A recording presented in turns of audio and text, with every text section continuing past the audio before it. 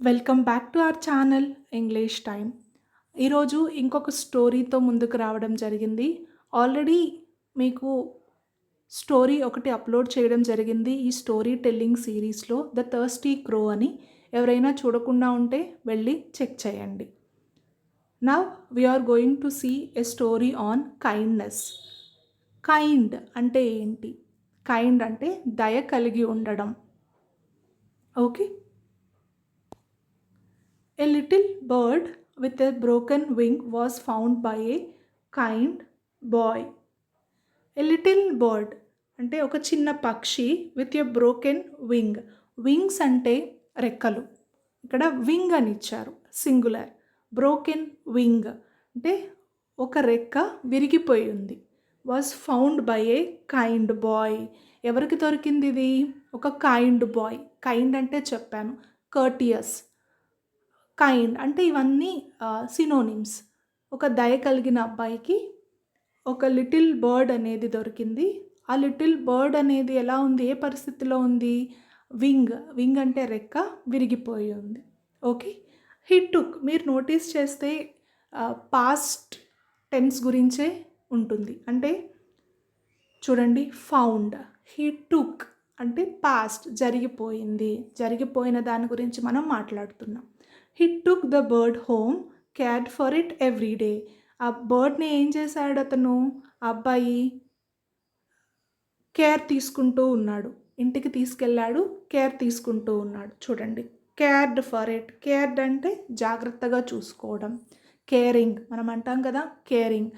Qualities, మీకు already qualities video కూడా upload చేయడం జరిగింది. కేరింగ్ ఒక క్వాలిటీ, ఆనెస్టీ ఒక క్వాలిటీ, రెస్పాన్సిబిలిటీ ఒక క్వాలిటీ. ఇవన్నీ క్వాలిటీస్ కిందకు వస్తాయి.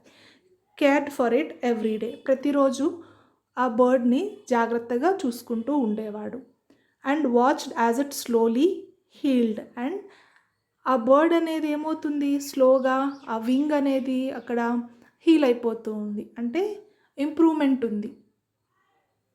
హీల్ అయిపోవడం అంటే ఏంటంటే అది నయం అవ్వడం చూస్తూ ఉన్నాడు ఆ అబ్బాయి. Okay, is it clear? చూడండి, a little bird with a broken wing was found by a kind boy. ఒక దయ కలిగిన అబ్బాయికి ఒక లిటిల్ బర్డ్ దొరికింది. ఆ లిటిల్ బర్డ్కి ఒక వింగ్ అనేది విరిగిపోయింది. అతను ఏం చేశాడు? ఇంటికి తీసుకొని వెళ్ళాడు, జాగ్రత్తగా చూసుకున్నాడు, అండ్ అది నయం అవ్వడం కూడా చూశాడు. నెక్స్ట్,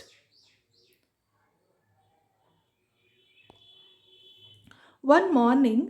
ఇక్కడ వన్ మార్నింగ్ అంటే ఒక రోజు, అంటే ఒక ఉదయం, అంటే వన్ డే అంటే ఒక రోజు అని. One morning the bird spread its wings. ఏమైంది?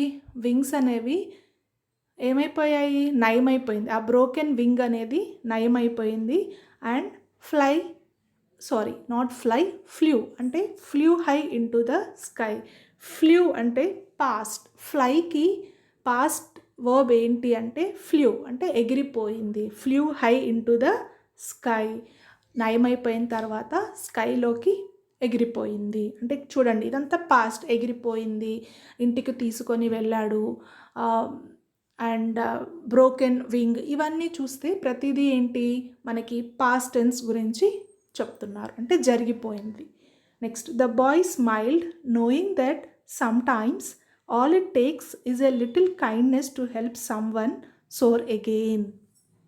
చూడండి, the boy smiled.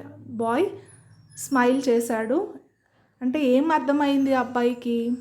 Some times అంటే ఒక్కోసారి. Knowing that sometimes all it takes is a little kindness. ఒక్కోసారి మనం బాగా కైండ్గా గనక ఉంటే మనం హెల్ప్ చేయొచ్చు అని అతనికి తెలిసింది, అని అబ్బాయికి తెలిసింది. అంటే మళ్ళీ వాళ్ళు ఎగరడానికి మన కైండ్నెస్ అనేది హెల్ప్ అవుతుంది అని అతనికి తెలిసింది. Okay, is it clear? One morning the bird spread its wings and flu high into the sky. The boy smiled knowing that sometimes all it takes is a little kindness to help someone soar again. This is about today's video. If you like this video, please do subscribe to our channel English Time. Thank you for watching.